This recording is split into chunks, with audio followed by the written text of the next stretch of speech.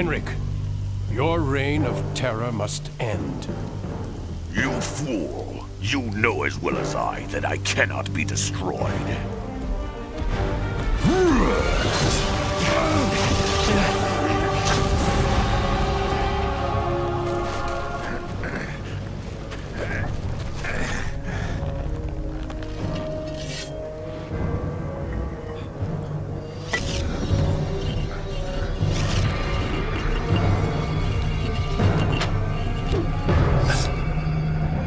Prison, then.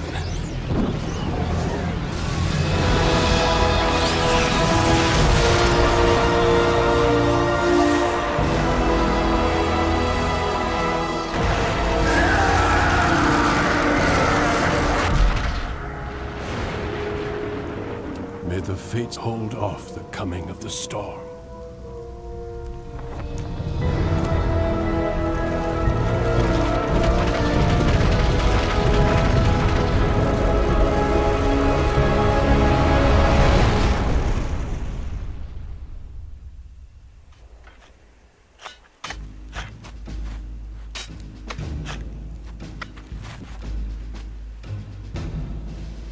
Return to Castle Wolfenstein immediately. Notify Herr Himmler. We've found him.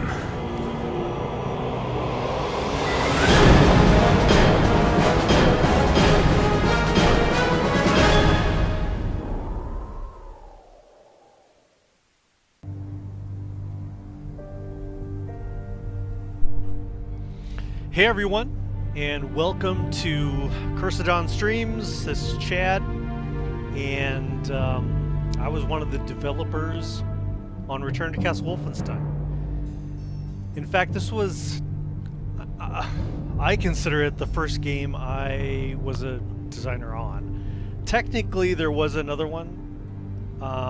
Activision made a game called Civilization Call to Power, which was this whole fiasco where they sued Sid Meier to get the rights to do Civilization, and then they did a really bad job of it, and they had me as a super noob doing game balance, but I requested my name be taken off of the credits because no one listened to me. So technically this was the first game I was a designer on, and in the credits, I'm credited as a scripter, so that was mainly what I was doing. But when I first came to the studio, they had a bunch of levels that didn't fit together, and I was to make them work, make the transitions work. Let's get started here, and I'll talk while we play. I don't really play my games after they've released. There's lots of reasons for that. Well, here's a little intro thing. Might as well listen to this.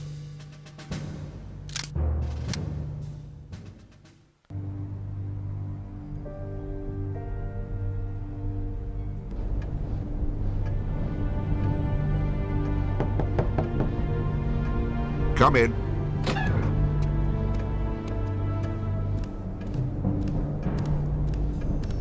Well, Jack, have we heard anything? Yes, sir. We've just received a coded transmission from Kessler, our contact in the Kreisau Circle. And? Both agents have been captured and are being held in Castle Wolfenstein. Damn. Call a meeting, Jack. Yes, sir.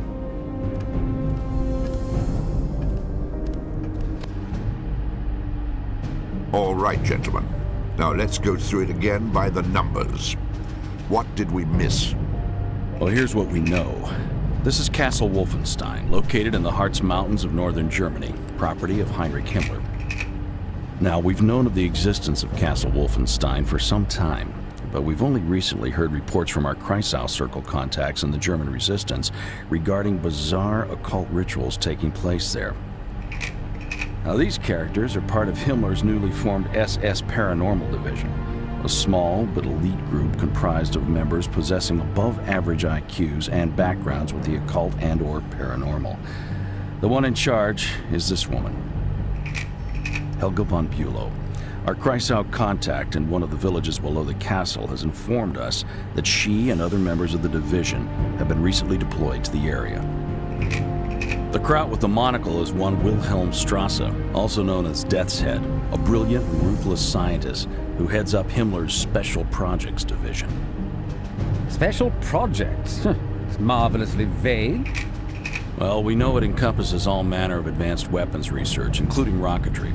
It's also rumored to involve ultra-secret research into chemical and biological warfare. Charming. But at the moment, we don't know how it ties in with this massive archaeological dig near Castle Wolfenstein.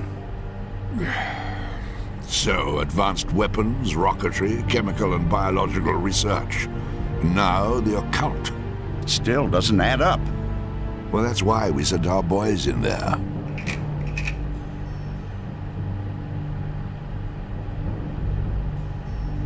Jack, what are our options here? Well, we could send a backup team in behind them. Or we sit tight and hope that they can find a way out. It's your call, sir. Well, looks like we play the waiting game.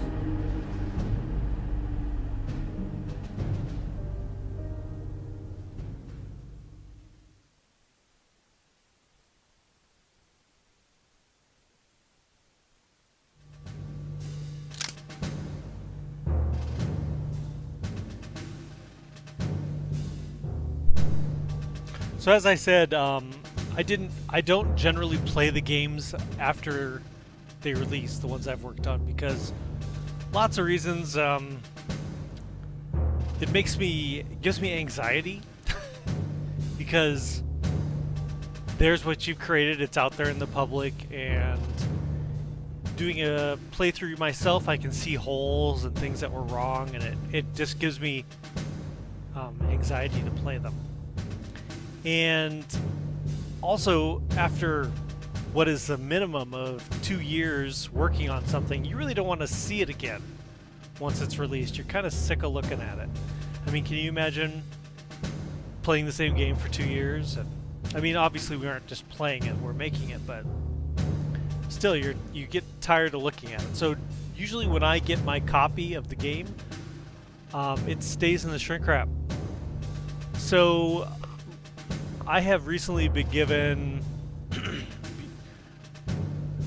I really don't want to put people putting 2 and 2 together, but what I'm currently working on, I am no longer working on. I've moved on to other project.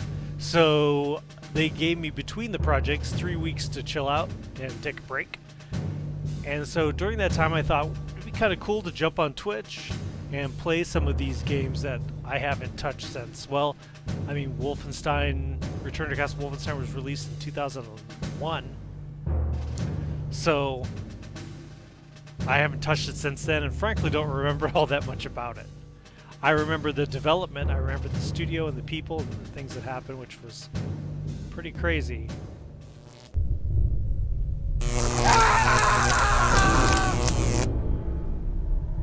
Got sick of watching this scene, I'll tell you that. Come in, Sergeant, come in. Ah, the voices.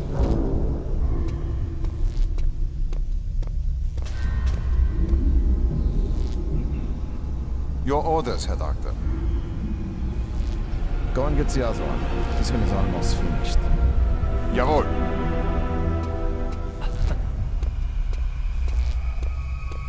The reason Now, I think the let's voices try are it again, shall we? kind of funny is Who do you work for? this game was developed by Grey Matter Studios, and I was there as an Activision employee to help them meet the deadlines. So I went in there to work on the game as well, but I was from Activision, I wasn't a Grey Matter employee.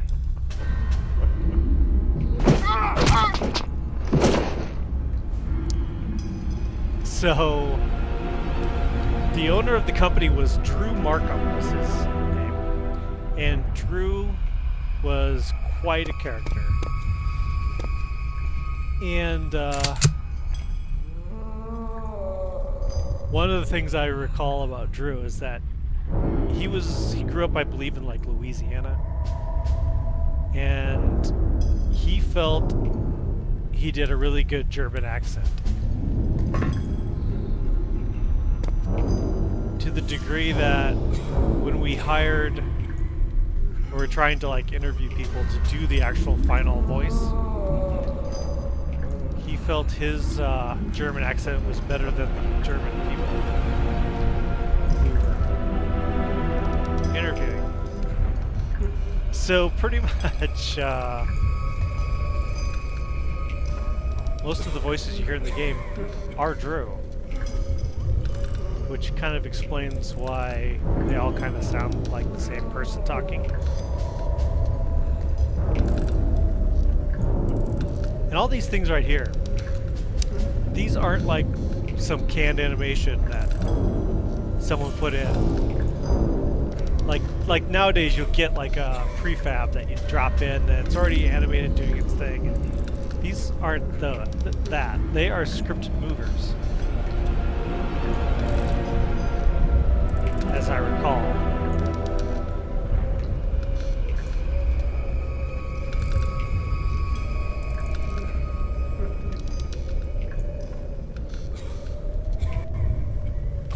Yes, yes. Yes, yes.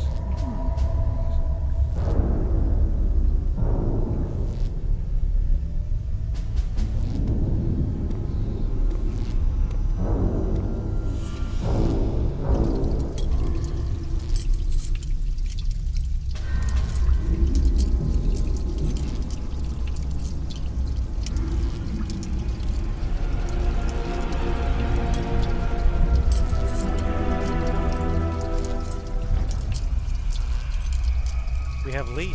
I don't remember that. That's cool. What did we switch? Okay, yeah. Ah, there you are. Shackle that one to the wall and take the other one on the table. Sergeant, when I give you an order, I expect an acknowledgement. That is some rapid knife movement.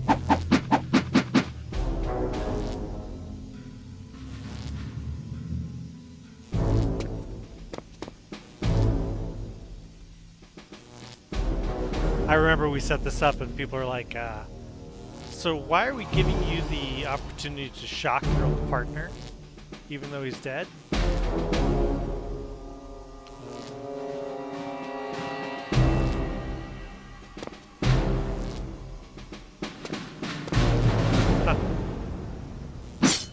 We gave an icon to show you can break us. Interesting. Oh, F.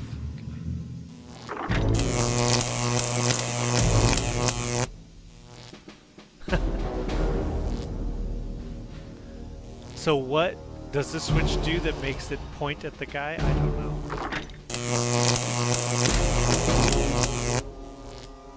It's a game, people.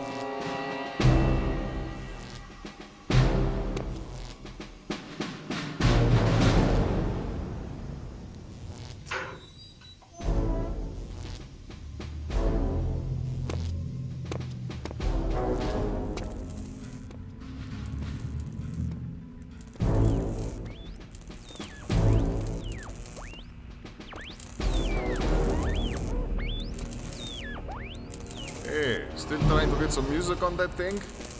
Yeah, but the weather's terrible today. Someone there? Good. There he is! Stop him!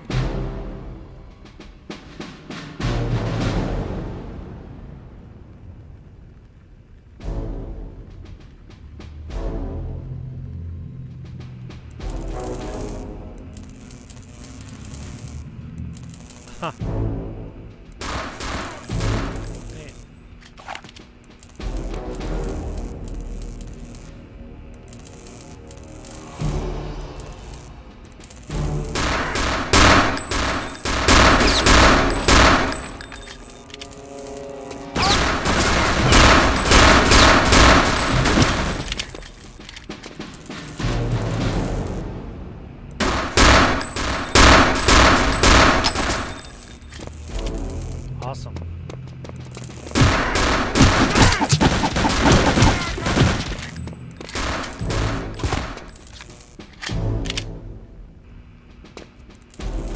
like in most games the knife is overpowered, hopefully.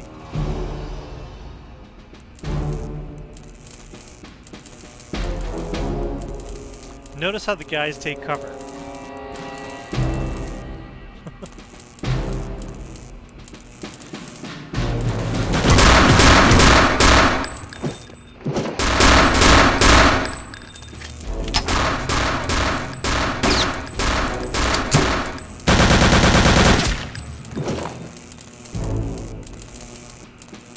Yeah, they kind of don't.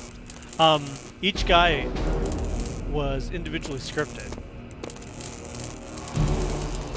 And because it was scripted in like Basic C, you could set up individual personalities for every single guy.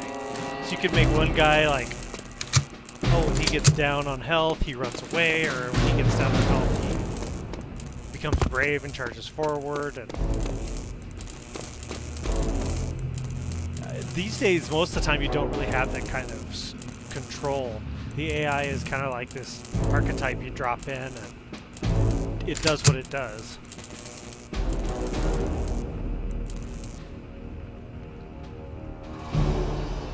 And they do that so that programmers can fix AI issues, and it fixes it through the whole game rather than having these individual... I keep forgetting it's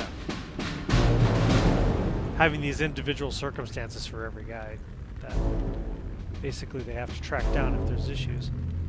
But, I don't know, it kind of adds to it to have guys kind of reacting unexpectedly, so.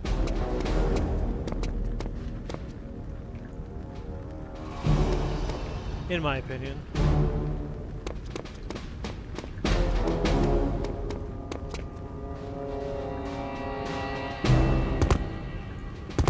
Right-click is jump. Why would we ever want that?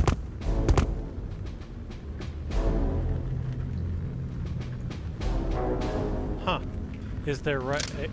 whoa, fast. System... Controls...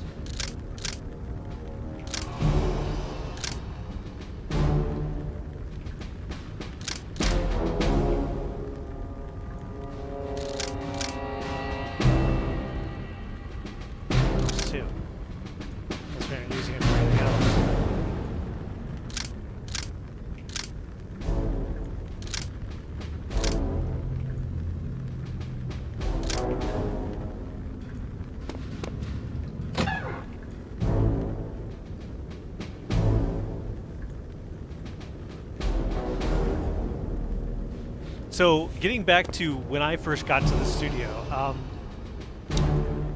when I came in, Drew, the owner, had a couple level designers and some scripters, and he had basically come up with what he considered to be cool locations. But they didn't really link together in any sort of story. And he kind of just told guys to... Why did I get spotted? Huh. He kind of just told the level designers to make cool stuff. So that's kind of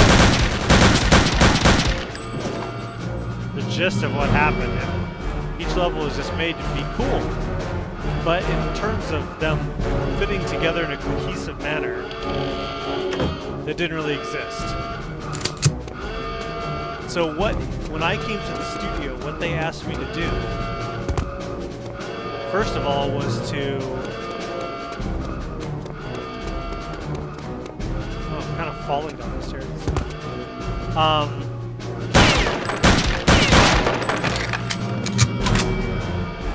Was to make the levels fit together. So they gave me what order they wanted them to be in. And there was levels like the castle, then there was a dam, and a dig site, and they said, we want these to fit together this way, so I had to create logical transitions, so it seemed like one led to the other. But in reality, when they made them, they weren't going anywhere. Does this have...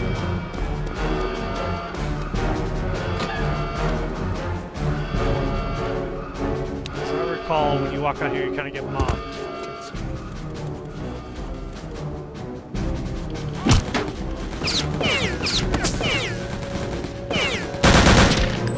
This guy falls. Yep. Halt!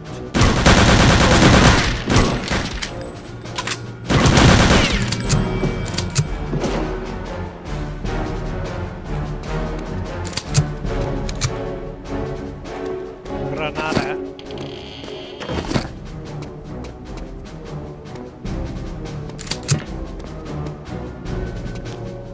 So once I got done with that, I mean, I started the project as an LD, level designer, and then once I got done making all the transitions so everything fit together logically, they're like, okay, that's cool. Do you want to stay on and script? And I thought, I said, well, I did scripted before, and they're like, oh, it's not hard. So I stayed on and did scripting. Which was actually loads of fun. I loved it. I love scripting AI. It was...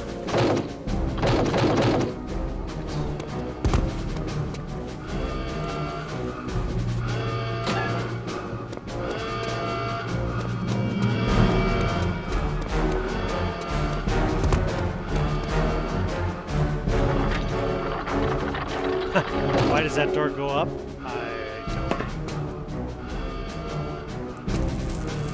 We're back here.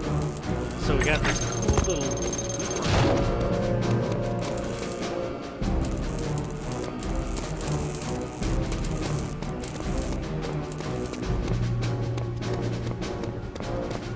I suppose we should have gone up.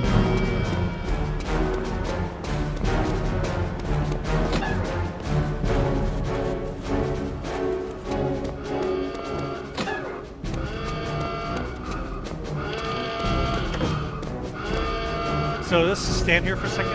Imagine you're a level designer working on this level.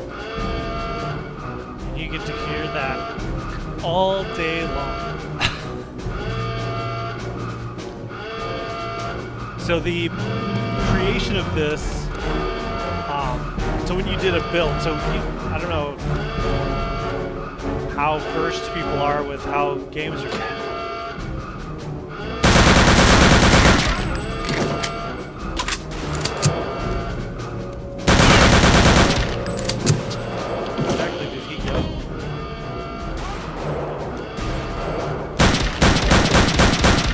But when you do some work in a level, you have to compile.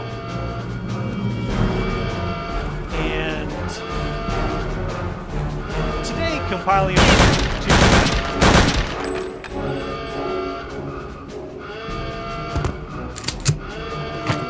it can take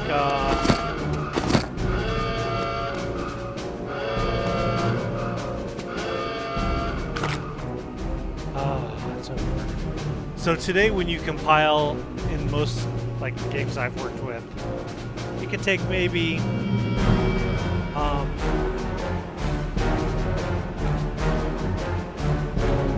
I don't know, a few minutes, and to where now, as long as you save, it's almost instant. So you can jump in and check what you created. But back in this, let me turn the music down a bit.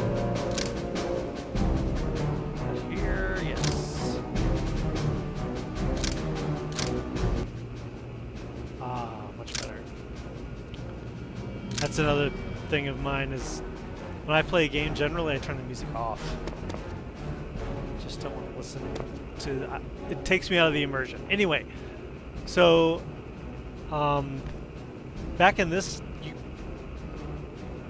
creation of this game, you would do your changes to the level and to the scripting, and then you'd have to wait till the next day. It had to compile during the night to where you could see if what you did worked or didn't work.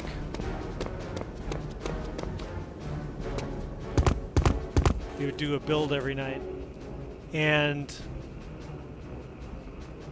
you could do like little local changes and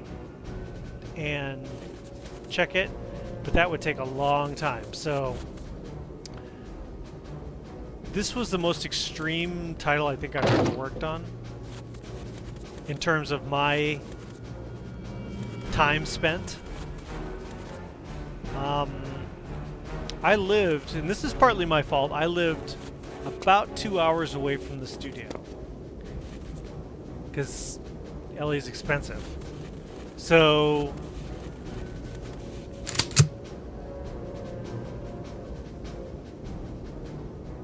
what is, maybe there's not a scope, a zoom in mode.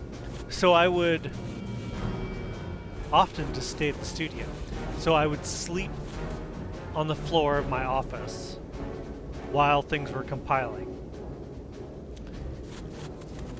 And it was so, I mean, we were there, I would say 6 days a week, sometimes 7 days a week, and just not leave. Just stay there and sleep on the floor. Yeah. So to the degree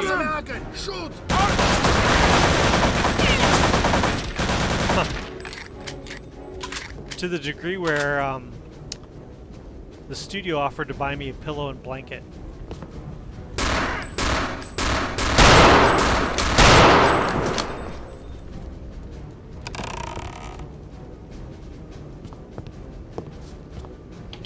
And they did. They even asked me what color I wanted. And I would take the pillow and blanket, and I would sleep on the floor of my office on top of a workout mat.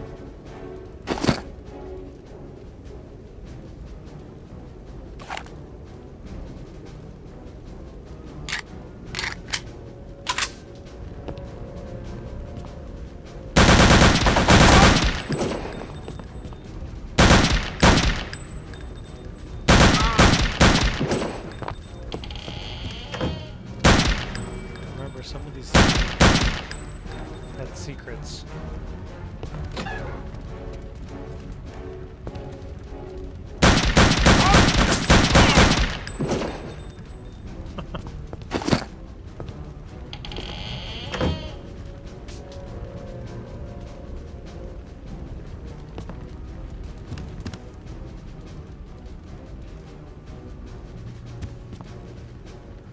Nope, can't go in there. Thought maybe you could.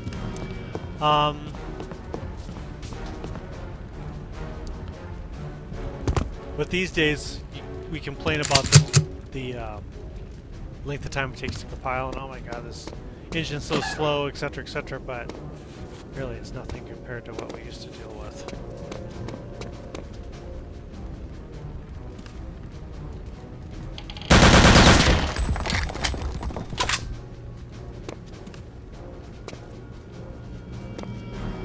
Now, I didn't remember this was here.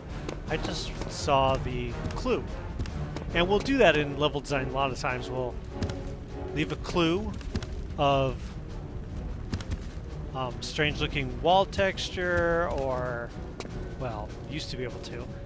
Or blinking light is often a clue, like a light flickering is often a clue that there's something somewhere. Like a hot meal.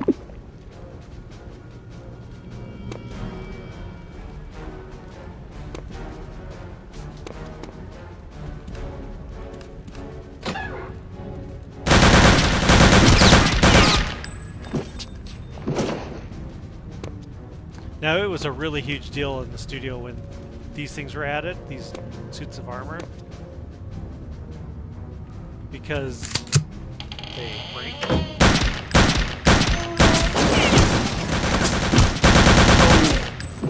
And that may seem like not a big deal these days, but back then it was a big deal. Wow, and they fall apart, it's going to be so awesome.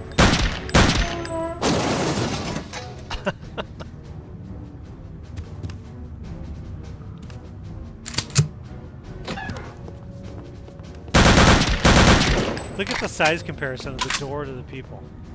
It's like massive, massive scaling issue.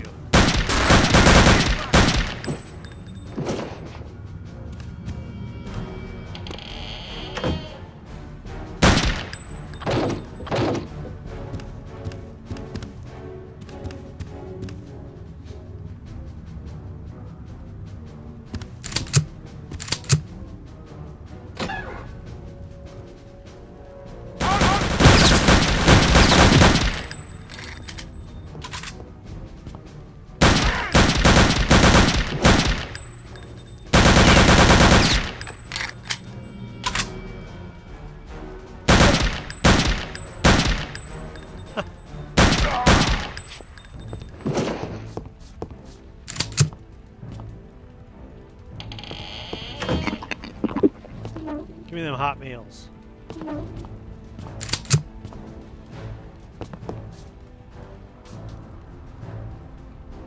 The blinking light in the skybox had to be an actual item placed out there.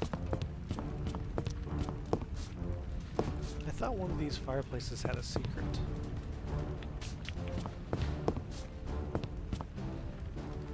Maybe I missed it.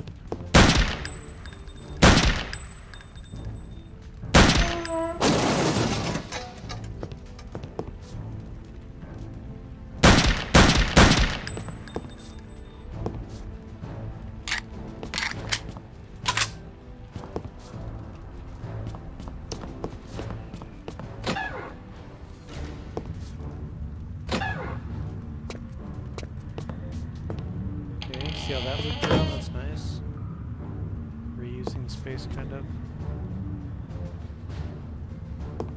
I guess our whole... I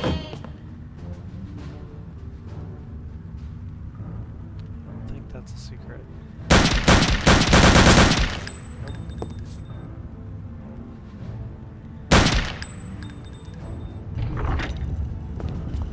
Huh, yeah it is.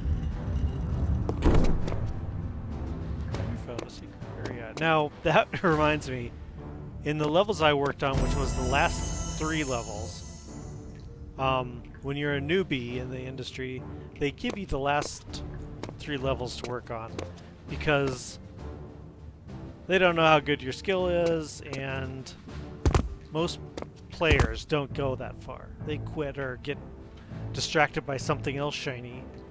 So it's safe to give a new guy the later levels. So I get the last 3 levels. But in one of my levels, there was like this hidden area that was an ancient tomb that you shot the wall, it broke, and then it revealed like treasure and stuff inside. And I had a task to put a health pack in there. And I was like, but this is a hidden tomb. There wouldn't be a Nazi health pack and a hot meal in the tomb. And they're like, it's just a game, put it in there. And wow, that bugged me. Because there wouldn't be a freaking health pack in a sealed tomb that no one's been in for thousands of years. Hundreds of years. Speaking of that intro we watched at the beginning of the wizard or whatever, sorcerer trying to seal Heinrich into the... When I first saw that, I was like, what? We were all kind of confused. What direction is this game going?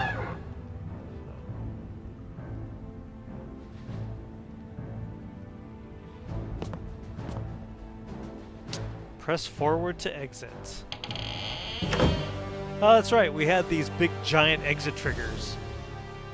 Forgot about that at the end of each area. So, like that transition right there I made. And then the beginning of this one, I believe, was also.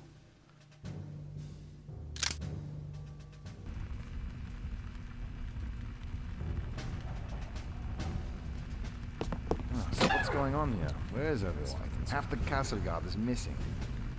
That's because the Major just doubled the guard around the dig site. Again. Sounds like a bad case of nerves to me. Have you seen the Major lately? He looks positively ill. I know. According to Otto, he and Frau von Bülow had some big disagreement over security. I suppose it really shook him up. Hear how the voice is the same? That's understandable. She's about as disagreeable as they come. I'll say. Well, I'll see you later. I've got to go polish my weapon. See, everyone sounds like the same guy. It's because they're all Drew.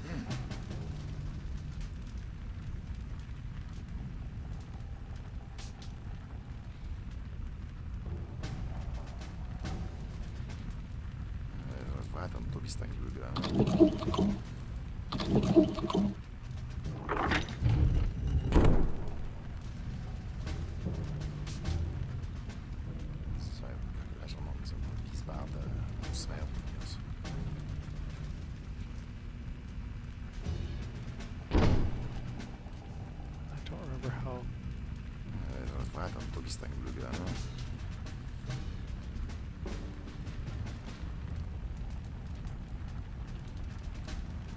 Huh. I don't remember how you got in through.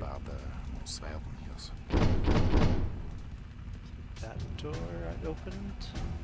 Might have been that door.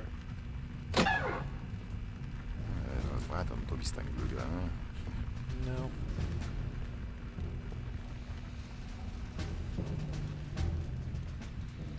It's nice to find a secret, not know what the hell it does.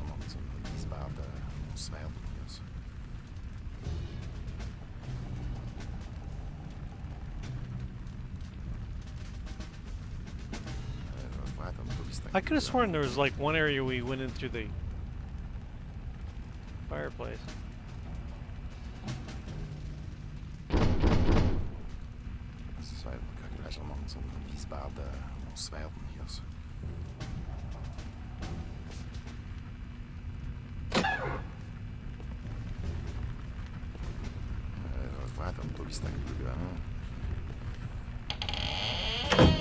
It's interesting how it sounds like someone in my ear here, but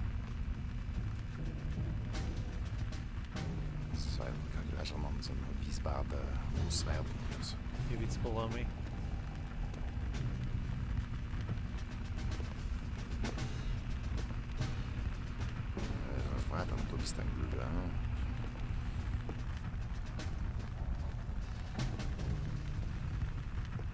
I recall this wasn't that easy to pull off a stealth kill here.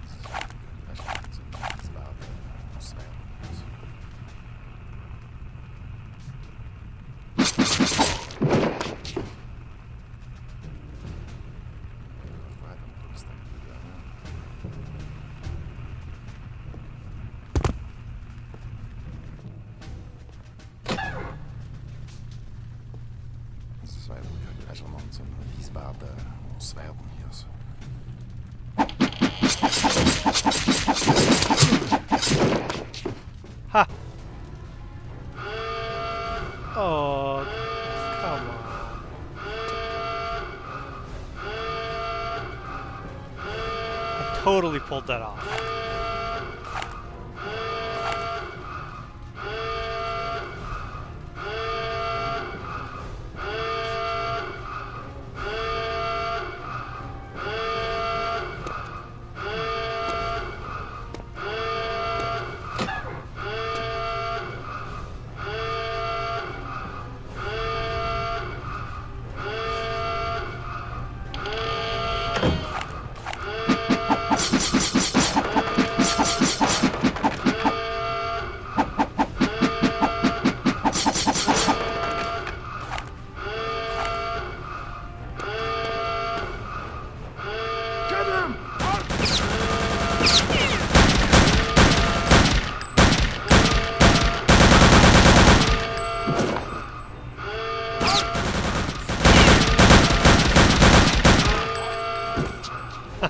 Yeah, and that whole falling forward, like off the building earlier and now here, it's all scripted.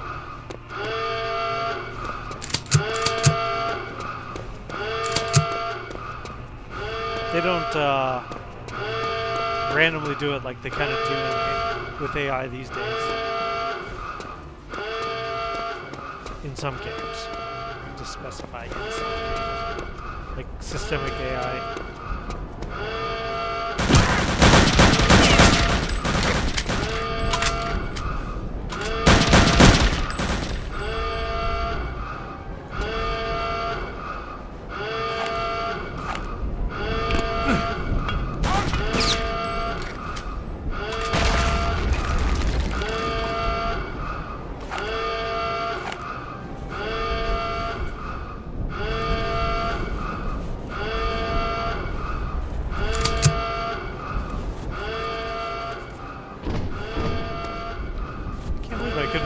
to get into that.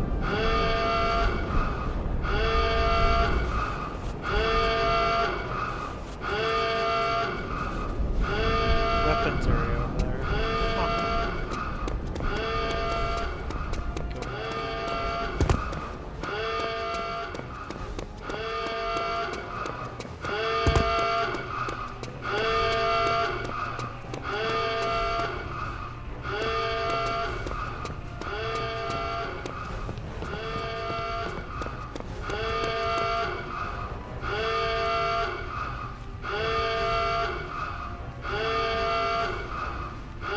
Fuzz in the mouse, I think.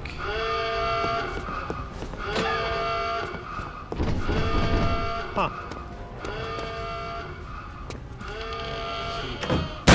That. And open something. There's treasure there.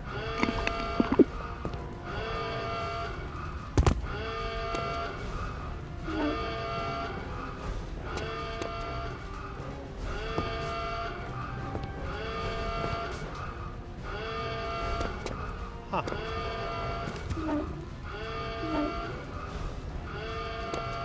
God, we had scooting chairs. How amazing.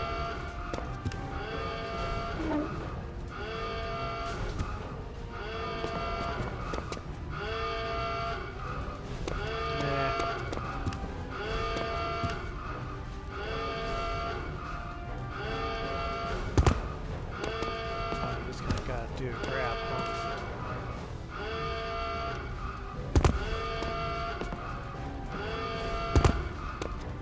Huh.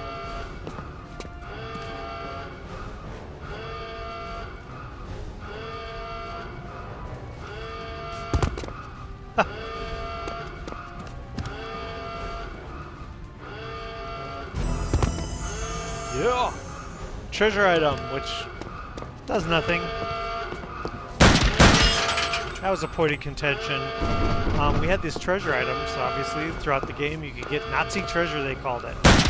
And it did nothing. It was just like a bonus at the end of the level. You couldn't buy things with it. There was no way to get anything from it.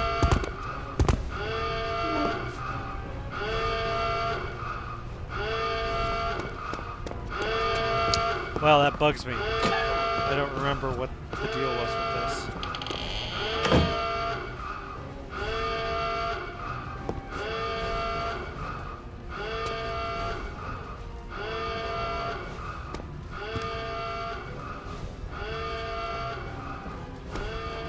It's completely drawing a blank. Okay. Looks like health packs. Grenades.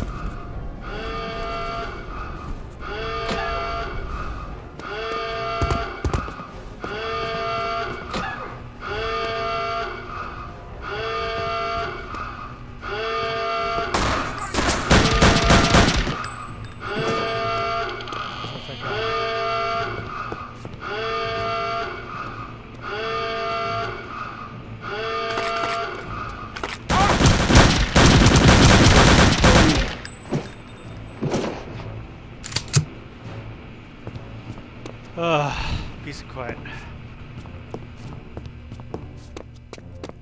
Hot meal.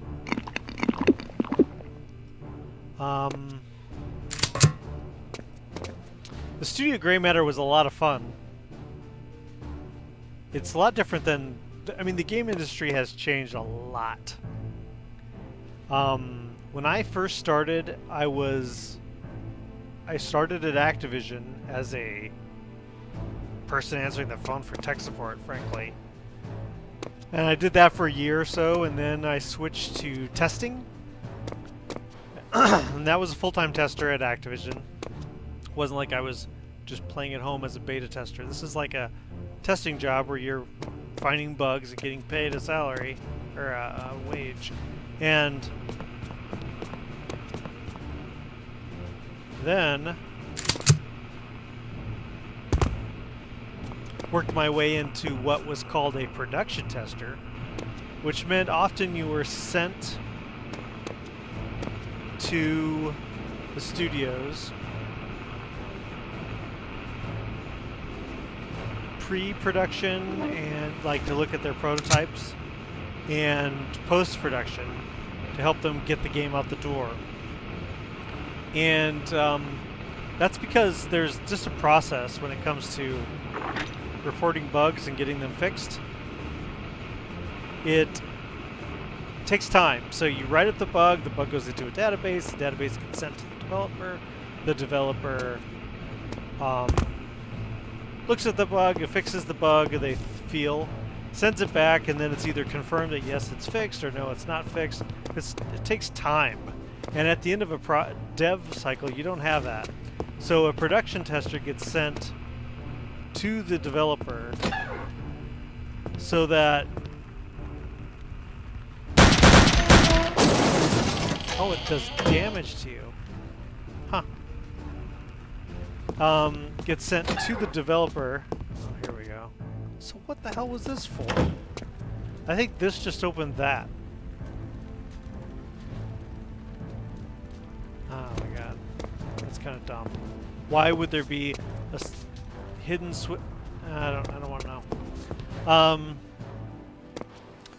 So a production tester gets sent to the developer, and you just kind of stay there during the beginning and end, well, at the end, just to say, I found a bug. They go, where is it? And because you're sitting right in the same room with them, they're like, right here, fixed it. Okay, yes, I confirm you fixed it. That way you don't go through the whole database and blah, blah, blah, blah, blah, blah. It's just faster. And at the start of the project, you do a report on how the game looks and what they're going for, is it achieved, and etc. So it's a little bit more than a tester, like finding bugs and playing the game. And then from there I got into design, because as a production tester, you get to know the developers. If someone's out. And they get to know you.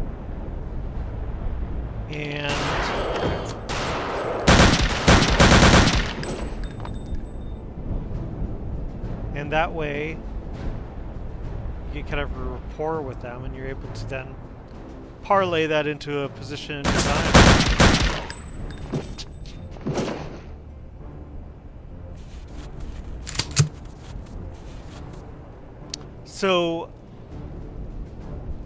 So getting back to the industry was quite different. It was people doing stuff that was fun. So you work at the studio. I believe we shipped single player.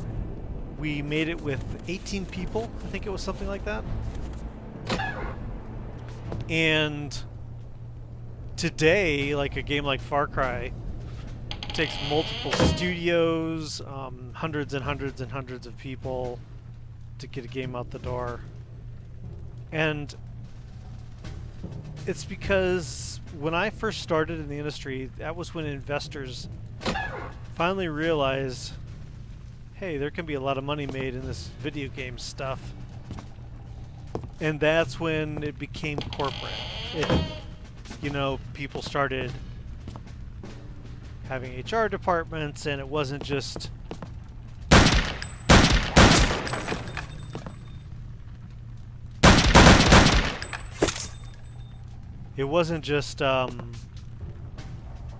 people doing fun stuff. It was,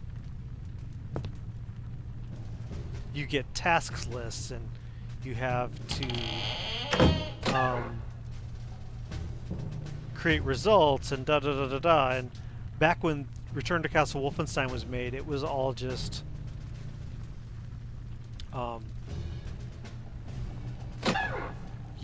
you had work to do, of course, but it was very vague. It was make fun stuff, make fun, basically, and you work on the level, and then you get reviewed by the at the time it was the owner, Drew, and he would give his feedback, and then you change it. But ultimately, you are just going through trying to make the level as fun as you can make it. You didn't have a task list, and these days, that's what it's all about. It's all about task lists. You get a program called Jira. Jira has tasks, so the game is looked at by directors. They have goals, and you are then making the tasks.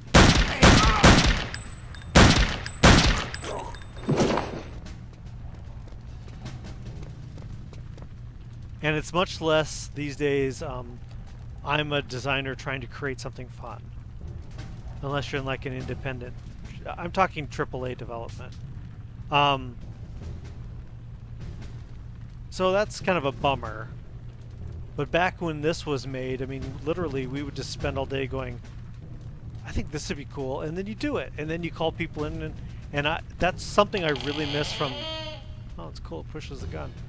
That's something I really miss from the game development, is the wow, the chance of fun and wow of developers. We used to like be sitting around and then it'd be like, hey everyone, come into Mike's room, look, he created something cool. So we all go in there and he shows us, and it's like, whoa, how the hell did you do that? Oh, I just took this mover and made it invisible and da-da-da-da-da. And you're like, oh, that's so cool, I didn't even think to do that. And it's that type of creativity that happens when you're in a studio that's smaller and you're just like making fun stuff. That's gone now, pretty much completely.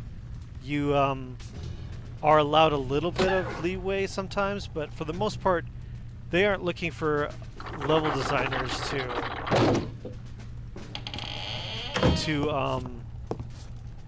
make the fun. They've got directors that's directors and creative producers and creative directors and all these people that's what they do, is they sit around analyzing the game all day and then saying, I think we could use this, I think we could use that. But as a designer, level designer, you're really not doing that anymore.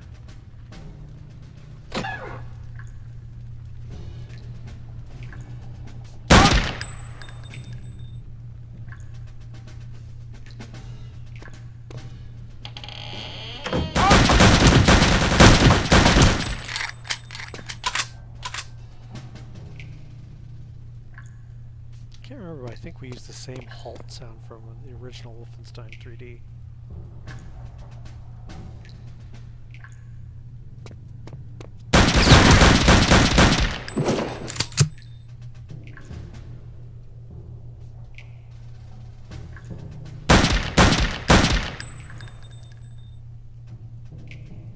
There's something about these wine. I think... Didn't I make a secret back here, or there was a secret back here? I can't...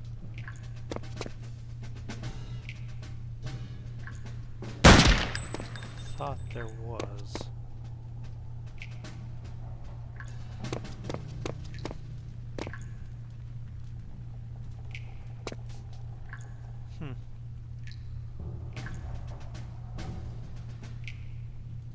So anyway, like I was saying, yeah, I really miss the good times of just coming up with cool stuff. Like in this game, I spent an entire day once making a head roll down the stairs because we didn't have physics. So I had to actually script the movement of a head rolling down the stairs. And it's a moment that I just thought would be fun and scary, and it was not necessary. It wasn't tasked to me. I just thought it would be cool. And afterwards, people are like, "Whoa, that's kind of nuts." Script that whole head running down this. What was that? Now!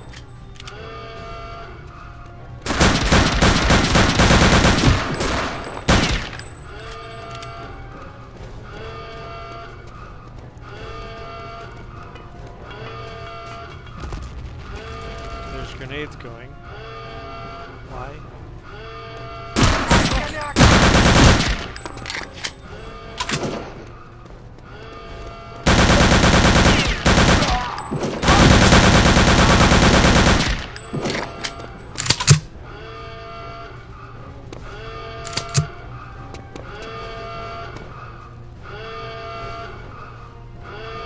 Now this area I always thought was kind of strange. I don't remember who made this, but there's this place you can't get to.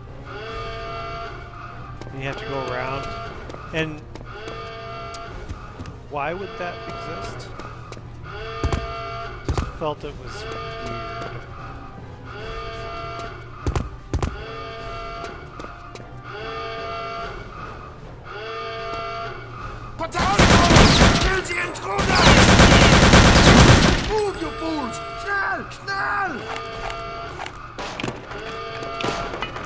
Oh shit.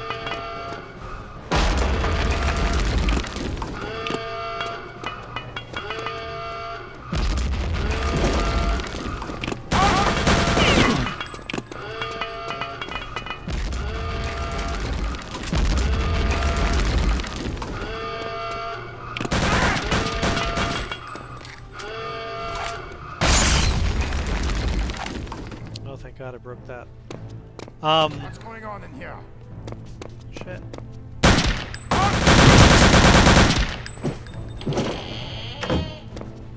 But this isn't bad. I mean, right?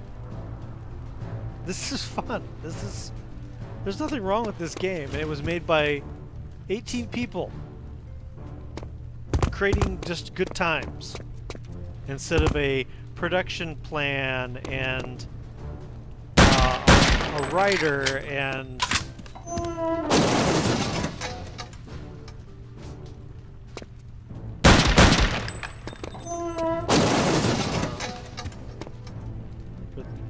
that. Huh. I don't know, maybe I'm just nostalgic. It just feels to me like games don't need to be as complicated as... Since corporations have kind of come in and taken over the industry. I'm almost dead.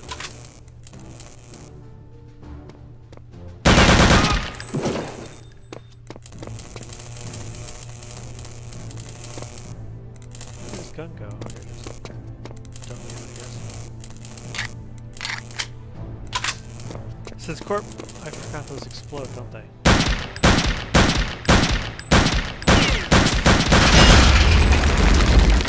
They do.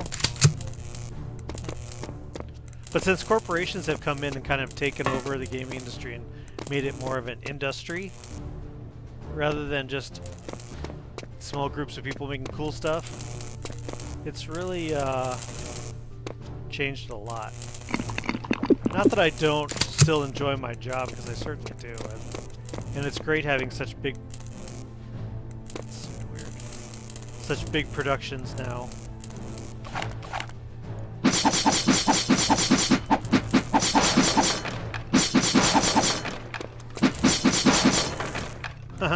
And like I think all of those posters had to be like 1 unit thick. Oh!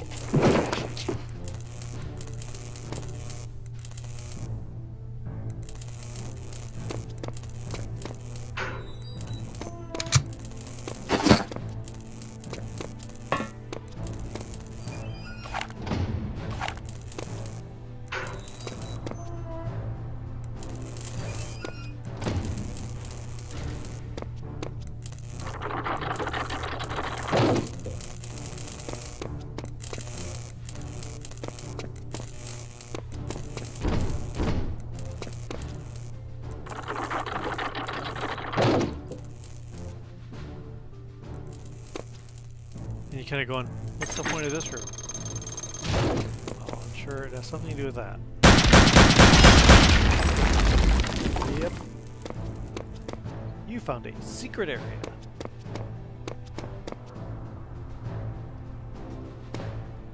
Full of stuff you don't need. Nazi treasure.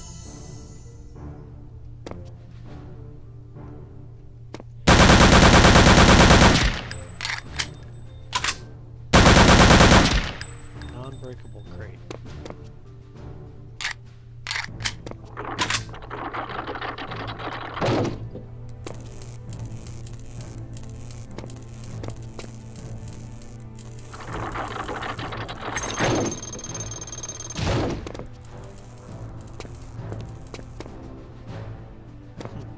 And the industry also was a little different in that, do you remember the time, I don't know if any of you do, when game designers were rock stars, kind of? I mean, I was into it after that all went down. But there was like John Romero and American McGee and all these people known for... See, this is weird. And then if you fall down, you go walk all the way around again.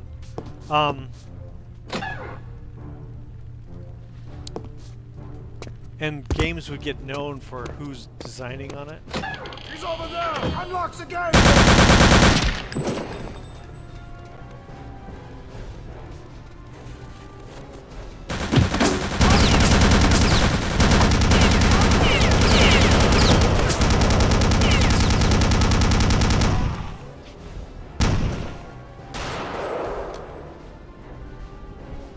I remember making these breaks.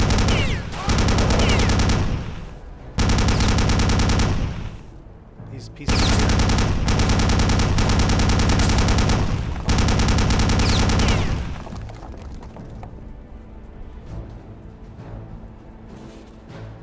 And it's weird when you play this because it feels like I've worked on every part of this game, and that's kind of what happens when it gets down to the bug fixes and stuff.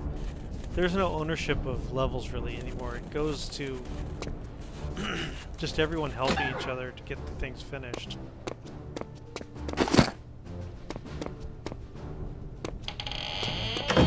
But the studio, they wanted you. I mean, game studios have been described, I think, kind of in a funny way as happy prisons. And it's true, you're kind of happy to be there and you love what you're doing, but they don't want you to ever leave. And Gray Matter was no exception to that rule. They had a woman there who would come around once a week and say, "What do you want?" And what she meant by that is, "What do you want in the fridge?" So that when you'll stay here and not go home. So you would say, "Oh, well, I like this soda, or I like this ice cream, or snacks, or whatever, or I like to eat this," and it would be in the fridge, free, as long as you were there working. And that's hard to...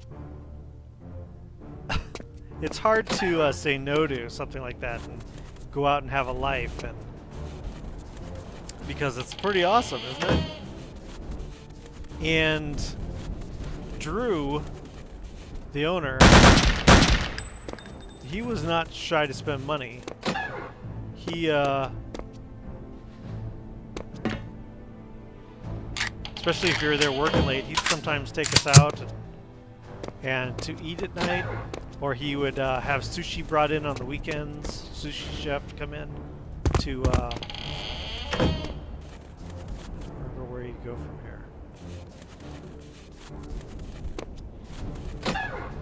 This is kind of a dead end. Yeah. So he'd have sushi chef come in and also have like masseuse come in.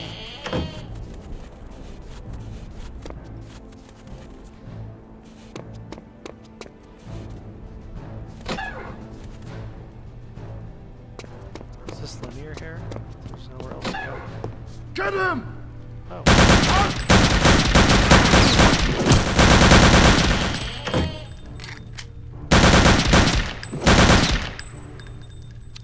Is that confusing? It seems like it's confusing. Now my gut wants me to jump down and pick up that gun, but... Okay,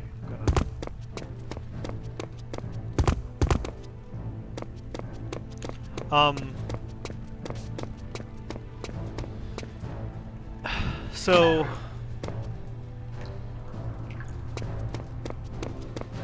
That was all, Yeah,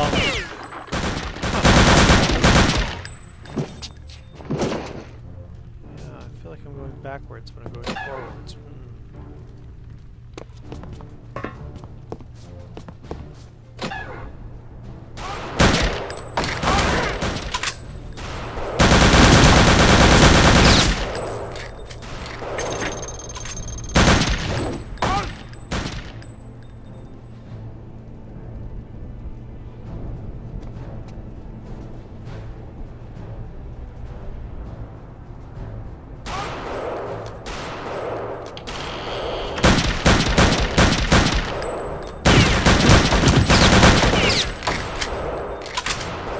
Clever, huh?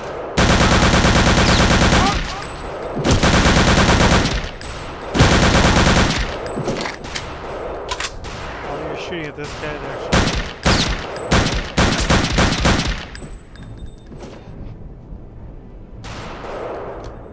Have grenades anymore?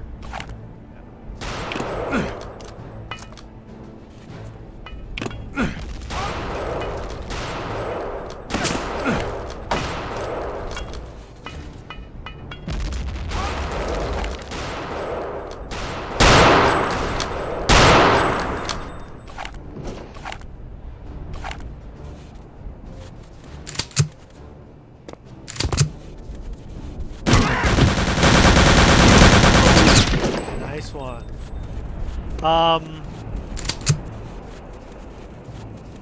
Yeah, so the development on this game, I was living here. And I was married and had children, so it was not a good thing. And it took a real toll on my marriage, this whole project did. But I'm not here to say boo-hoo, I'm just... Oh, that's weird. Okay, there we go.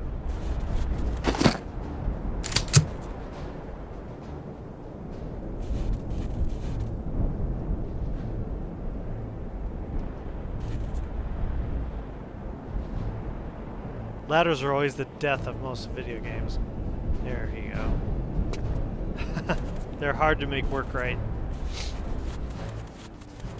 And doors. Doors are also huge issues.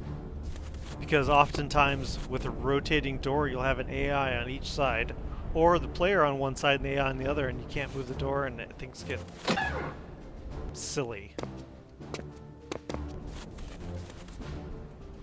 this doesn't even... There's a consistency issue to see that. Most doors in the game give you the icon to open, regardless if they're locked or not, and you go up and you click and it'd be locked. This one does nothing. So here we get the icon. Here, nothing.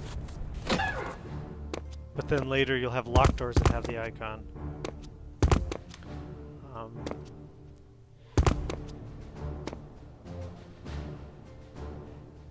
And in rooms like this where you have this blue light, these are placed lights. They aren't actually casting. These are placed light, projected lights with the blue tint. I remember setting the RGB numbers on lights, and because the LDs did everything then.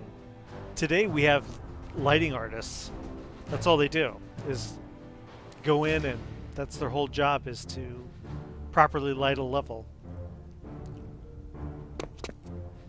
Back then we didn't have that. We have a little emitter up by the light bulb that emits a color.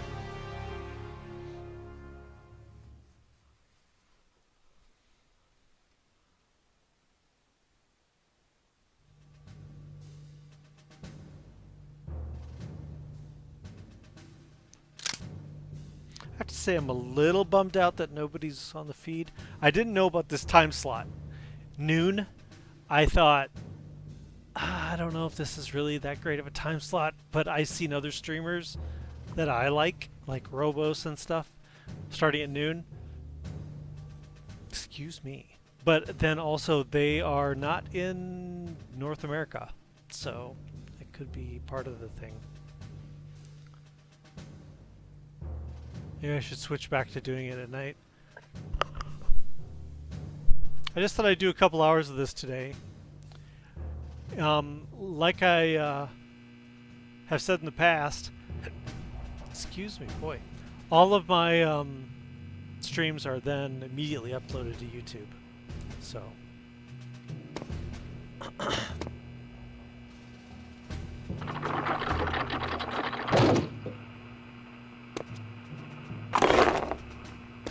tricky.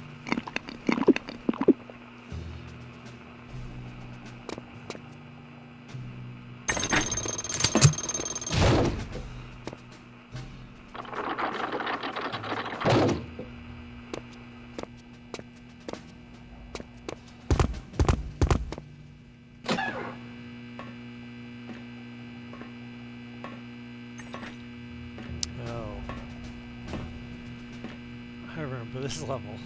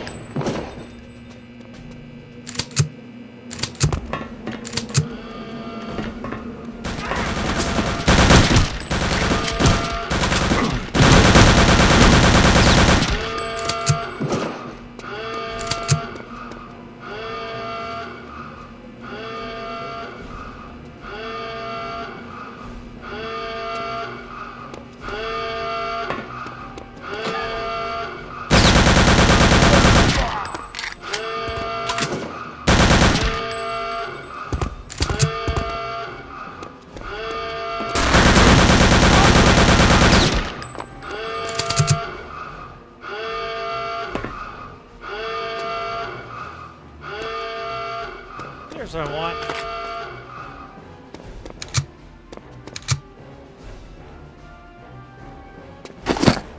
Okay, health. Helmets. Okay, then we have to turn on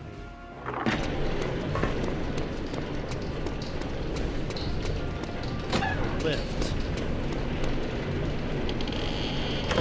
Scripted movers. Another scripted mover.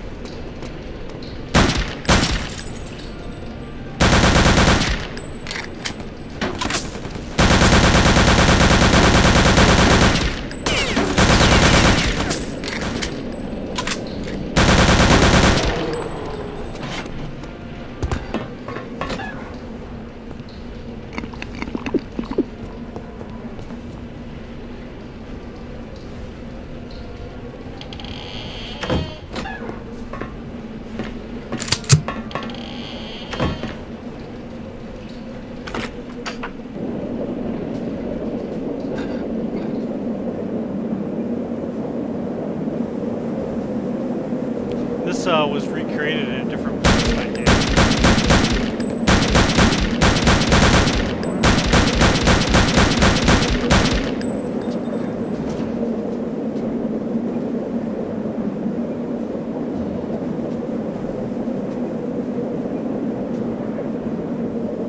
And this may not seem like a big deal, but back then it was a big deal.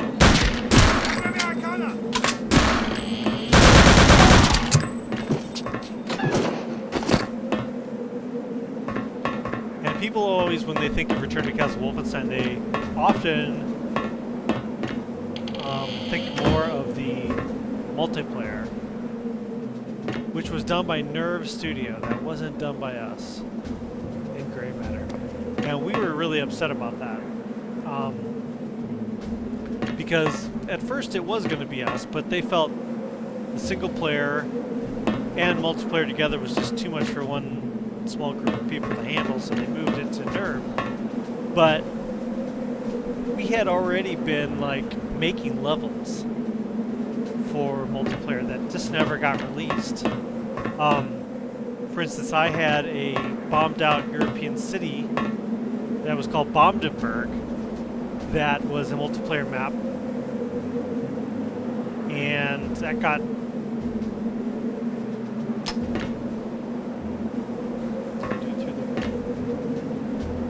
That didn't get used because... I have to do a power thing here or something. That didn't get used because, you know, the whole thing went to nerf. And so I was really bummed out because I was working really hard on that, as well as working on the other stuff. So it was... I had this really cool secret in there too with like... Oh, right, we had to walk the line.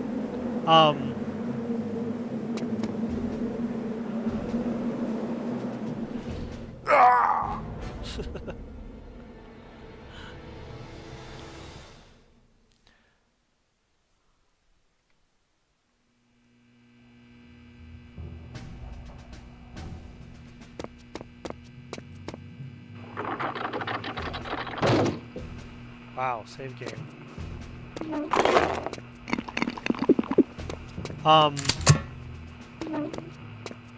I had this really cool like secret area where you had to like crouch in the dark, and you open up a secret door, and then you did kind of a leap of faith, and you got to this room that had loads of ammo, and that then you would walk into a pipe and shoot you back out into the multiplayer game with all these weapons. And yeah, that sucks.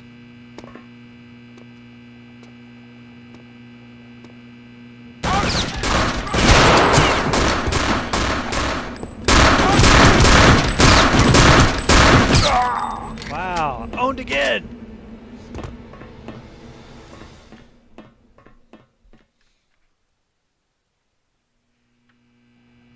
And in that multiplayer map, I had something really interesting happen. I was working on it, and so I'm in the multiplayer map with no one else because I'm developing the damn thing. And I'm looking around trying to get a feel for it, and I hear a door like this. Open and close. Actually, it was the rotating doors. What the heck? And so I'm playing, and again, I hear a door open and close. I was like, what is this? So I type in, hello, question mark? No answer. And I hear it again. And I'm like, is there someone in my multiplayer map? I type in. Nobody answers. And I hear it again. So I'm like running around the level trying to find somebody in my map that you would see if somebody joined, frankly. And so then I go into the room with the other designers, and I'm like, do you guys enter my multiplayer map? And they said, no. I said, I'm hearing doors open and close. Like somebody's running around the map while I'm working on it. And they said, oh, there was a bug. That the doors were malfunctioning. But for a while I was like, my freaking multiplayer level's haunted.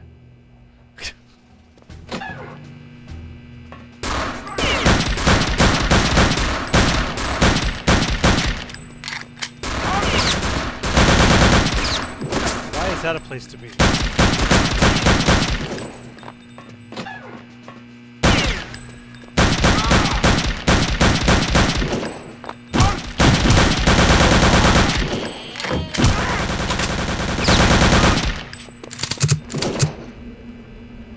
So this time we got no alarm.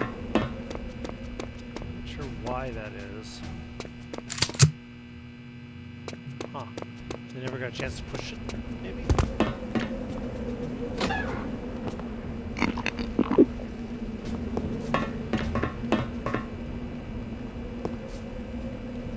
Literally no reason to be up here. Yeah.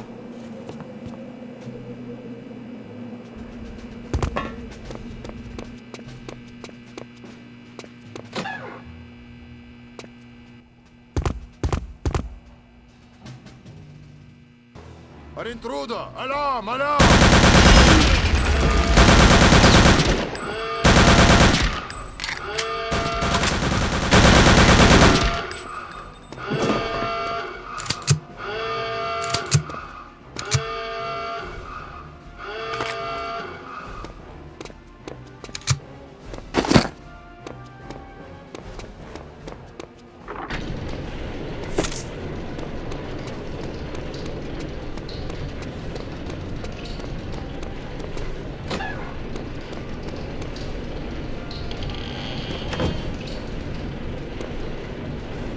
Yeah, I'm so used to autosaving, I forgot all about not autosaving.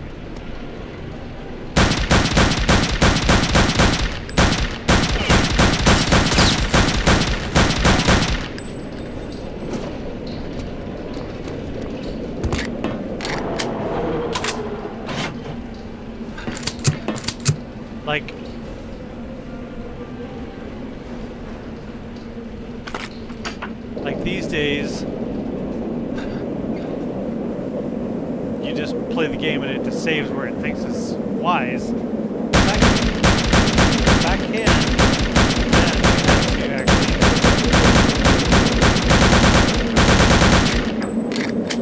actually go into the menu and save.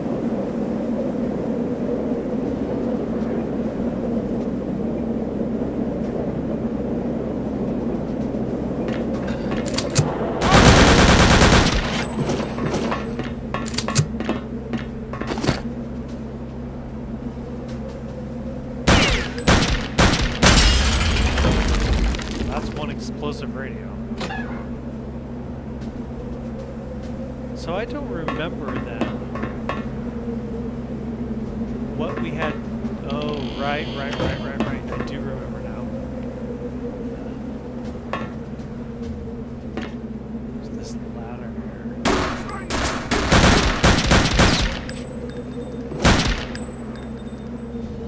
Dangerous freaking ladders. What did I say?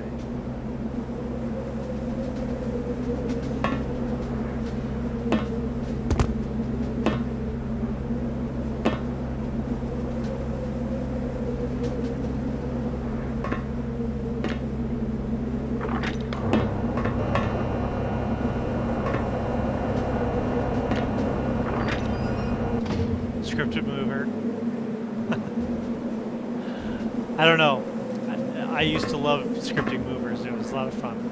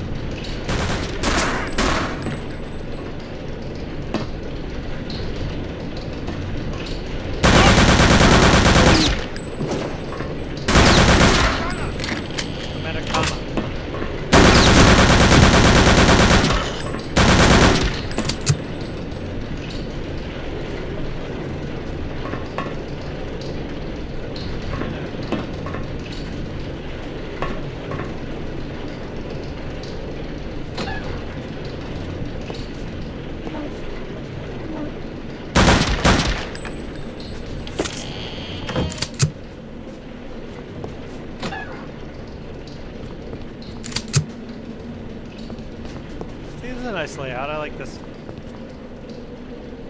Pretty cool.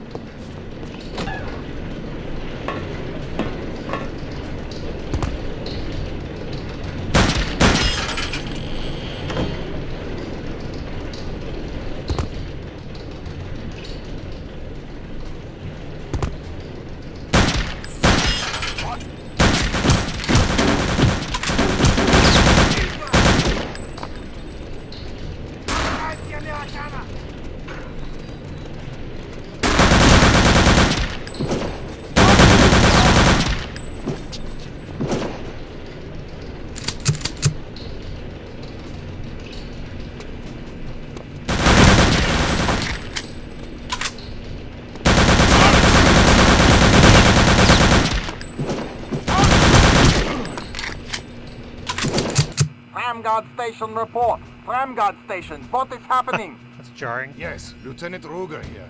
Situation under control. Ah, and the American? Dead.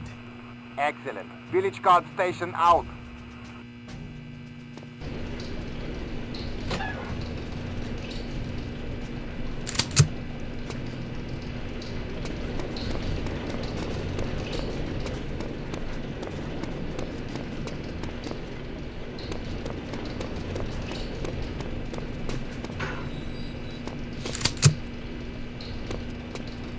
You notice that was also the voice of Drew.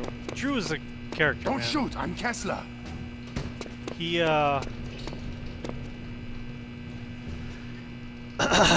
he had I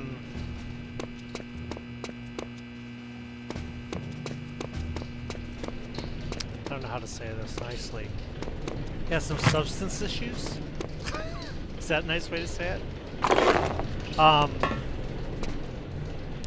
And sometimes he would call you up there at night at like 3 in the morning and want to go through the level with you.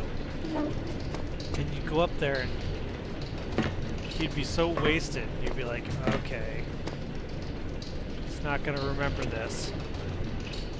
And then sure enough, the next day he'd call you up to go through the level because he doesn't remember what the hell you were talking about last night. But that was kind of just the way it was. One time I don't even know what he's doing anymore. I don't know. I heard rumors that maybe he passed away. I don't know. But one time he was looking at one of the builds for the final, and he thought, and it had a missing model that was untextured, and he saw that and completely lost his temper in front of the Activision producer and everything, and started screaming and yelling, and punched a hole in the wall. And the producer said, "Is this common?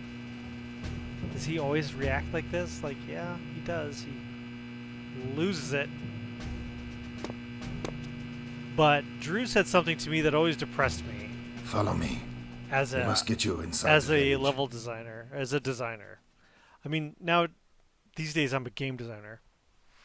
But he said something that really kind of bummed me out, and we were talking one day and I said, you know, it must be awesome to own your own game company, because previous to this they did like Redneck Rampage and God, what was the name of that? It was like a oh my God, I'm totally drawing a blank. It was like a gangster game where you'd beat the crap out of people. So I mean, they were known as Zatrix back then, and then the people split up, and then they went on to do. He split off from them and then created his own studio, which was Gray Matter. But he told me something. I said, it must be great to have your own studio because you can make the games you want to make. And he said, I can't make anything I want to make. Oh, it's freezing out here. And It's going to be even colder than last night. he I said, hope we get some new blankets soon. it takes approval I just of hope we get some the hot publisher water soon. to fund it. I haven't bathed in over 2 weeks. Yeah, Pretty much I nothing. know. Pretty much nothing that a publisher wants to make gets made. So he's not able to make the games he wants to make, which was evident after this. After this game was made, he wanted to do a kind of a southern moonshine driving Such game. as it is, this is my house. And If you go down Activision- these stairs, there's a back entrance to the cafe. And Activision told him, we are not interested in making that type of game with you. So the thickness of these walls. These are some serious walls.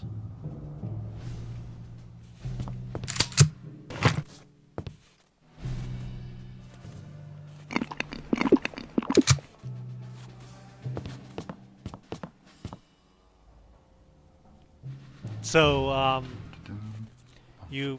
so it kind of always depressed me that, well, sure, he's got his own game studio, but he still can't do what he wants. Because as the designer, you have dreams of the game you want to make. I think all designers have a notebook or a file on their computer somewhere of all these game ideas they have. And most of the time they will just I regret that I cannot accompany you any further in my condition. You must hurry. Helga's team has an excavation site at the graveyard at the end of town. The entrance to the crypt is there. Good luck.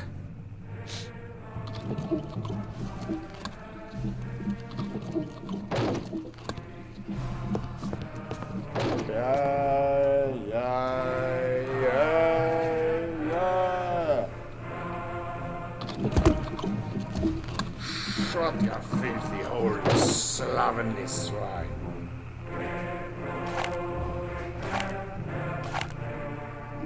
I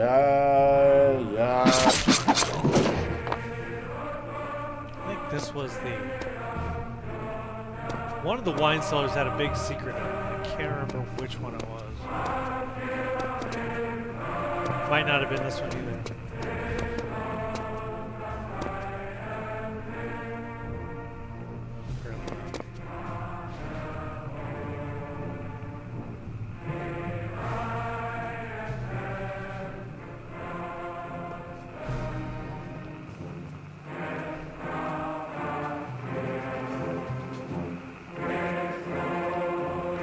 Please do not kill me.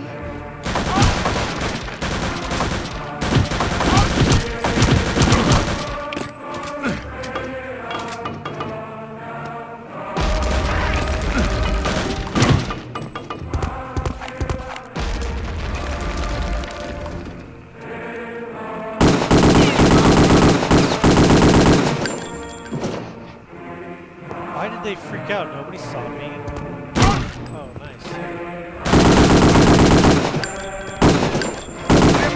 Los! Los! Oh, shit. Owned.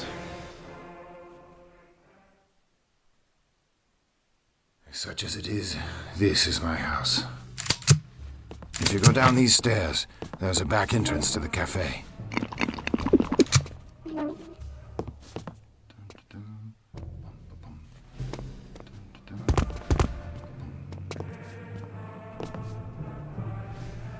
I regret that I cannot accompany you any further in my condition.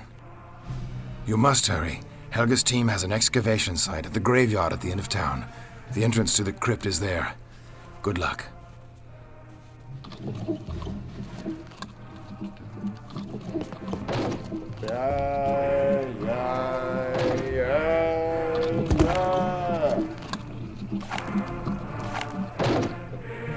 Shut up.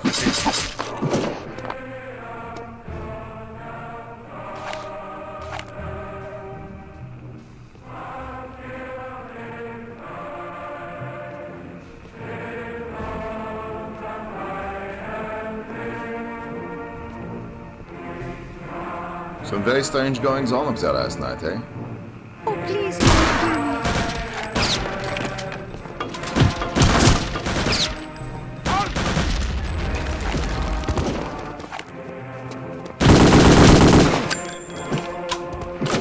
The American! Look! Look!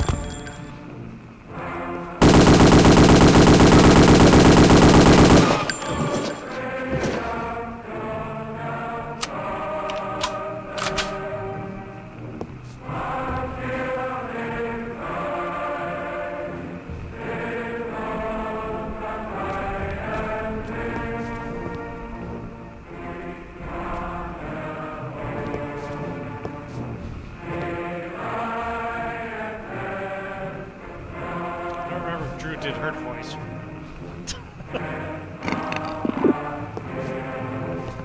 Never know.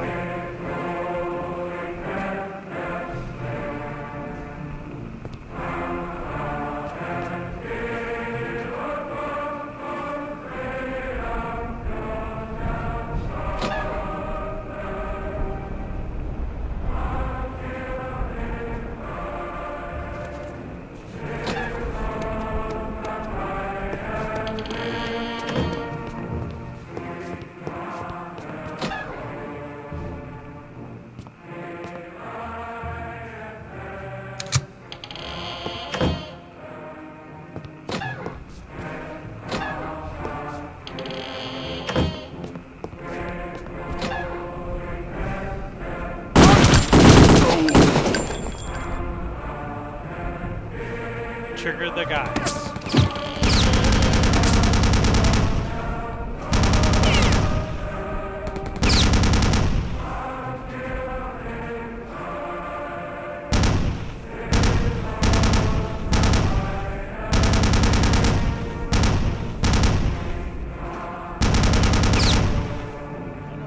Breakables here or not?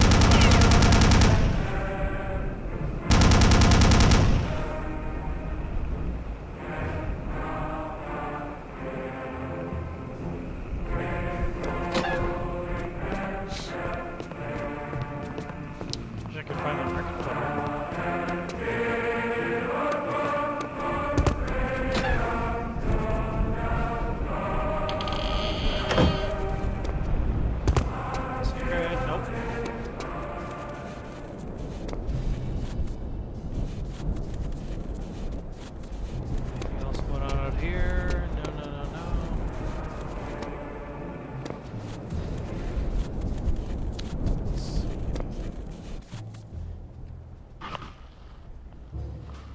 See? No icon.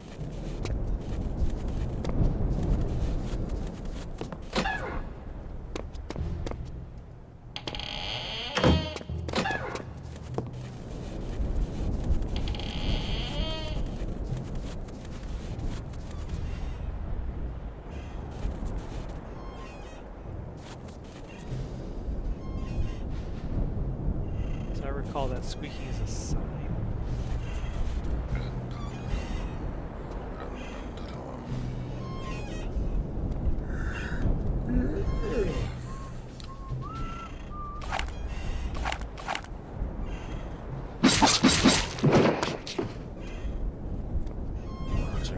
Marching, always marching. What's that sound? It sounds like lava or fire.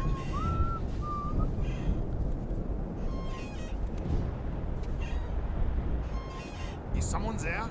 No! That's right, it's nothing. I keep forgetting we have lead.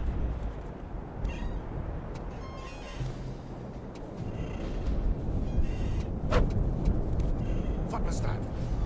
That's nothing. Oh, shit. Guess it's not.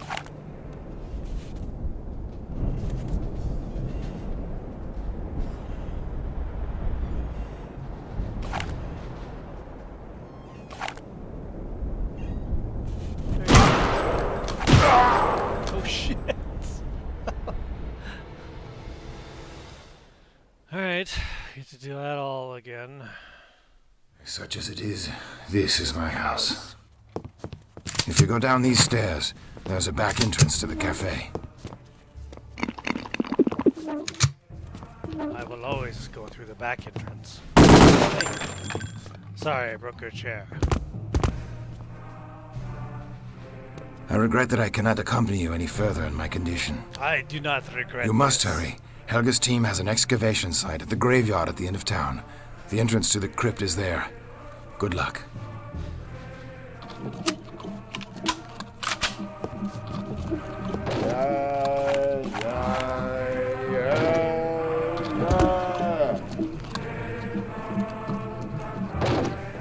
Shut up.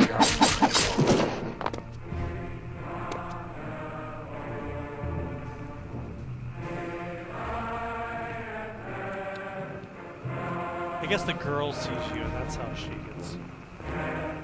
Oh, please do not kill me. What are they shooting at?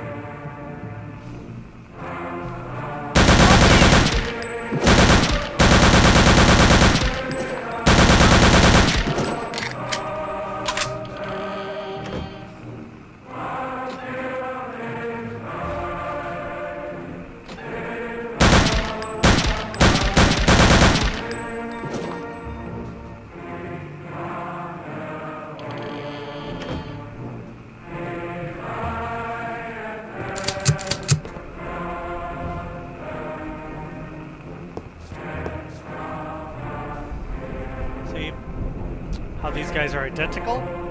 It's because back then we didn't have ragdoll deaths. They were all animated. I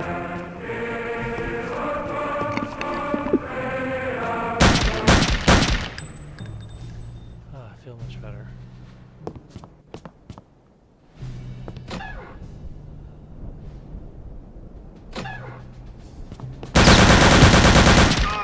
What's up? My God!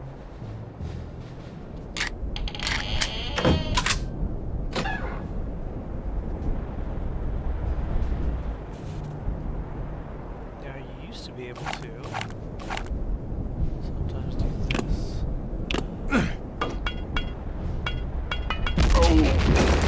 Uh-huh. Still can, apparently.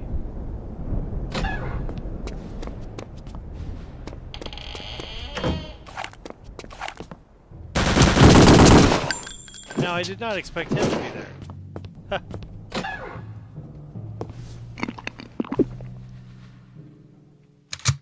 Must have been his room. This is nobody's room with nothing. This is the sound I kept hearing in my multiplayer map. I'd be playing and all of a sudden I'd hear... like, what the hell?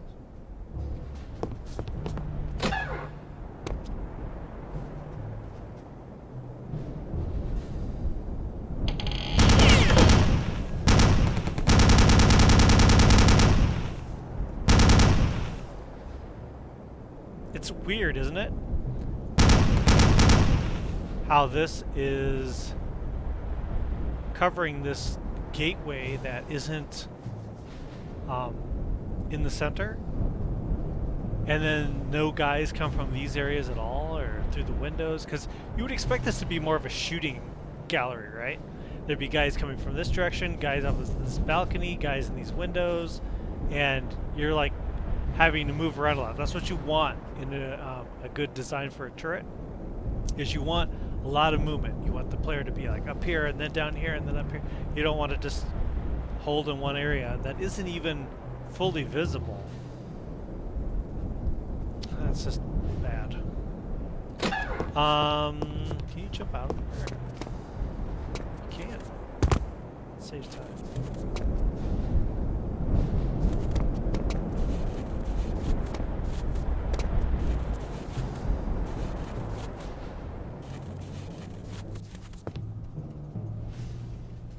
Been through this, right?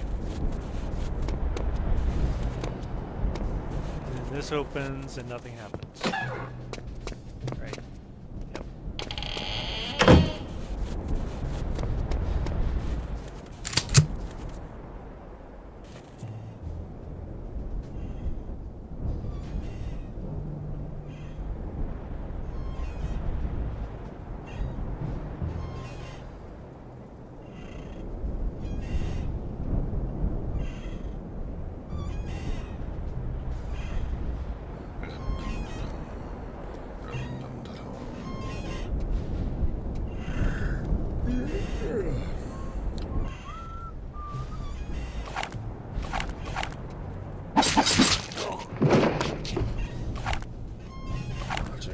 Marching. Always marching. Always marching.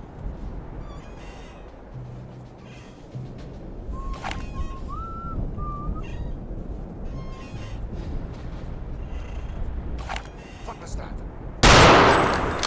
How was your head being removed?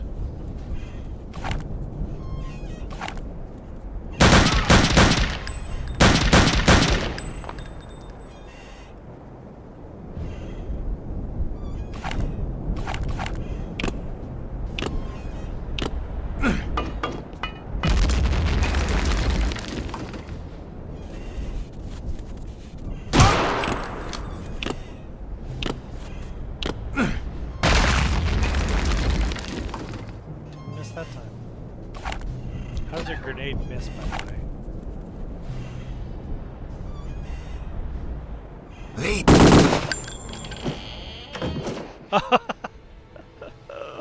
Oh, crap.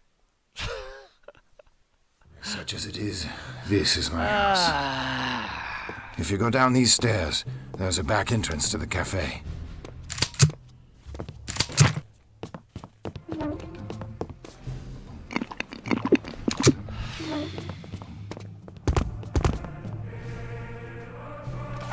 regret that I cannot accompany you any further in my condition. You must hurry. Helga's team has an excavation site at the graveyard at the end of town. The entrance to the crypt is there. Good luck.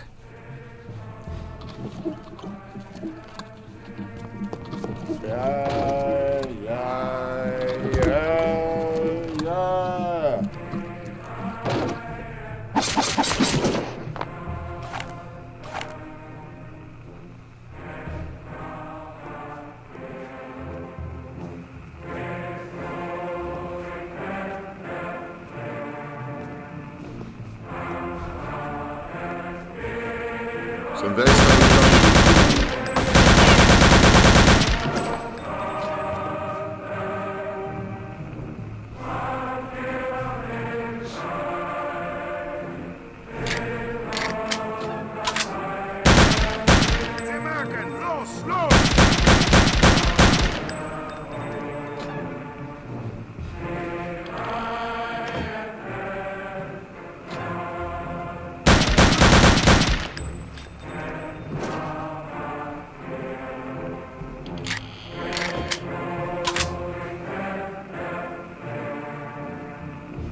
Now we know there's more than that.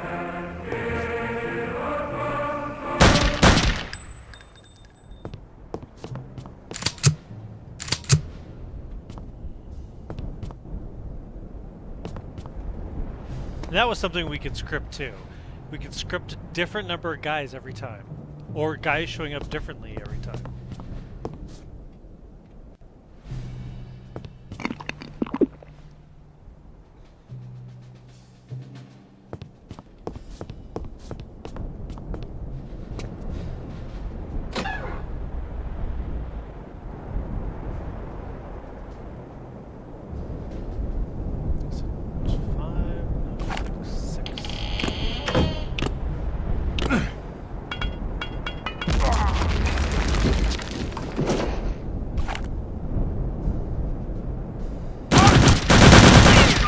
Wow, where the heck did he come from?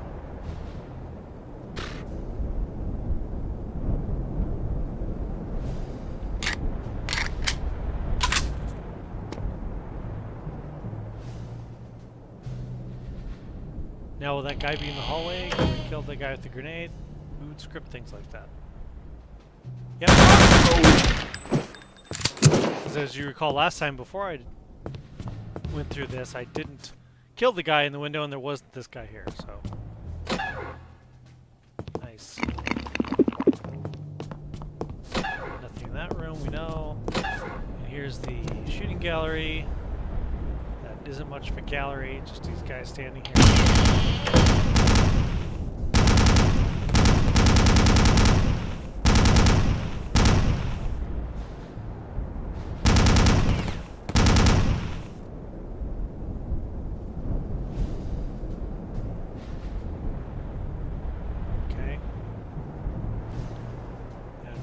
This way. There's nobody anywhere else.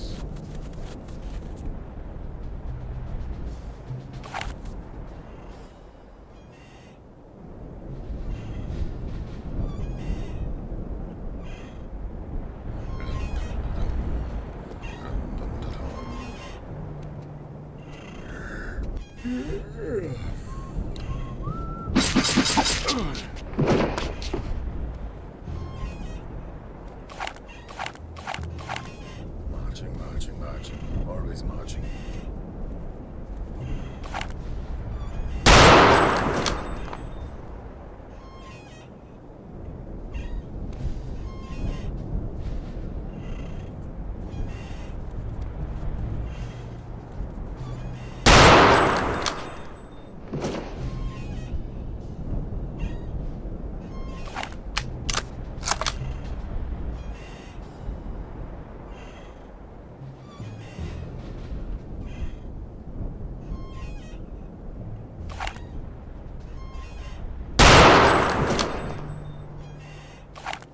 Much more satisfying, isn't it?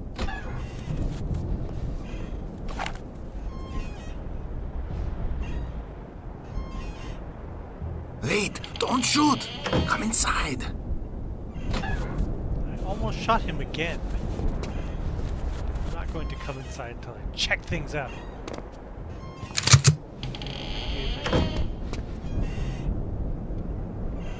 Ladders.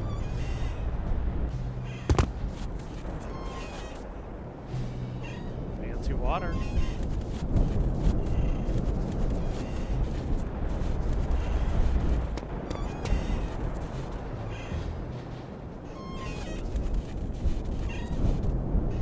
There's your squeaky sign. Whole level based on squeaky sign.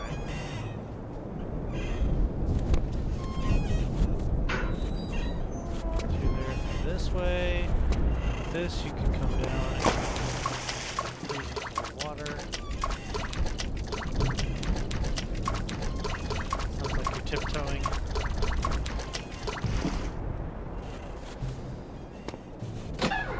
Please don't hurt me. I know nothing.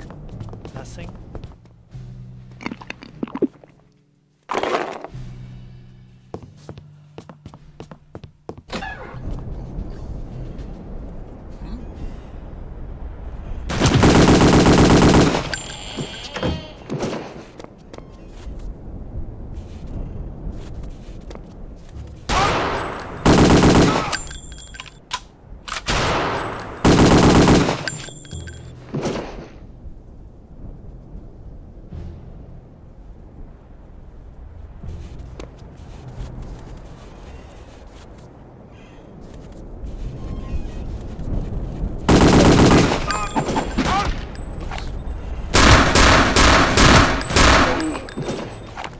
To switch. I've got one of these epic razor mice that has the. It's called epic. I'm not just calling it epic. It has the buttons on the side. Sometimes I hit them by accident.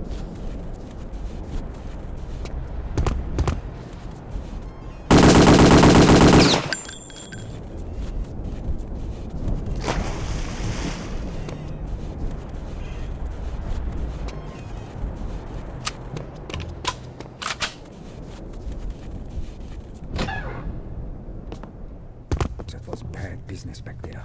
Yeah, I agree. It Terrible. was for our own men we sealed in with those things. I know, I was there.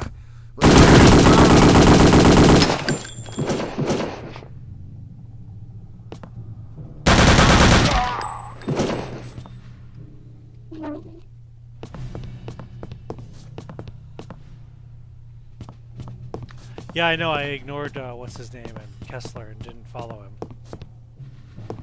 I'm just curious. Ow! Ow! Ow!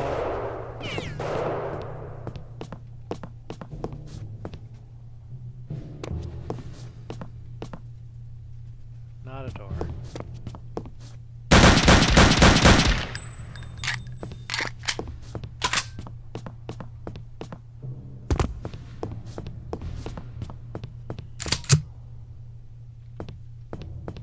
Hey Chad, maybe it'd be wise to save, so I think so. Save as dev, oops, play through, save.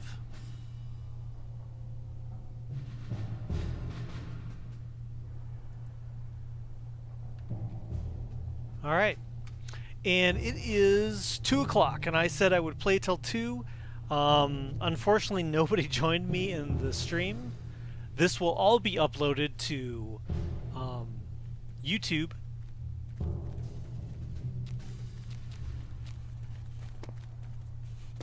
I have visitors.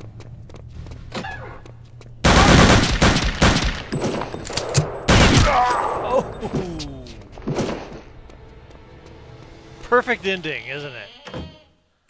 So this will all be uploaded to YouTube, and I may continue it. I'm going to try to give this little promotion and see if I can get anyone interested in listening to the rest of it. There are more stories about working at Gray Matter Studios and the industry itself if you're interested in that. If you're just interested in the playthrough itself, let me know and I can continue with the playthrough, and I can be a bit more entertaining. I was just trying to focus on the development side for today. So let me know what you're interested in. Go on YouTube and subscribe. Follow me here on Twitch. I'd really like to get this Twitch thing rolling for me. And until next time, I hope you enjoy playing games that I make. I hope you enjoy playing games other people make. And I just hope you enjoyed games in general. All right. Have a good day, and I'll see you next time.